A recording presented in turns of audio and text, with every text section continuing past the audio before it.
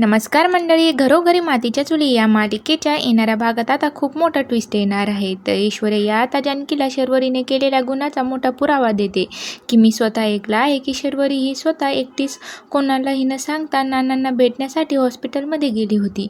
हे ऐकून तर जानकीला आता खूप मोठा शॉकच बसतो. तेव्हा जानकीला समजतं की नानांचा मृत्यूला दुसरं कोणीही जिम्मेदार नसून खून हा शर्वरीने स्वतः केलेला आहे. तेव्हा आता ऐश्वर्या खूप मोठा पुरावा शोधण्यासाठी जानकीला हॉस्पिटलमध्ये जा असं म्हणते. तिथे आता खरं काय ते सत्य उघड होईल. तर आता जानकी पुरावा शोधण्यासाठी हॉस्पिटलमध्ये गेलेली असते. तर सर्व CCTV चेक करते, पण तिला शर्वरीचा चेहरा स्पष्ट दिसत नाही. तेव्हा जानकी म्हणते की एवढ्यावर शांत बसून होणार नाही, दुसरं काहीतरी करायला हवं.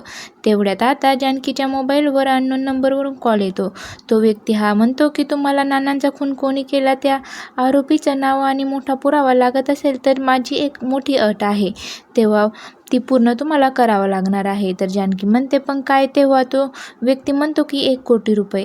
तेव्हा जानकी एवढी मोठी रक्कम ऐकून थक्क होते. तर शर्वरीवर जानकीला शंका येते की ही तिची चाल तर नसणार ना. तर आता समोर येणाऱ्या भागात काय पाहायला मिळणार हे पाहणं खूपच रंजक ठरणार आहे.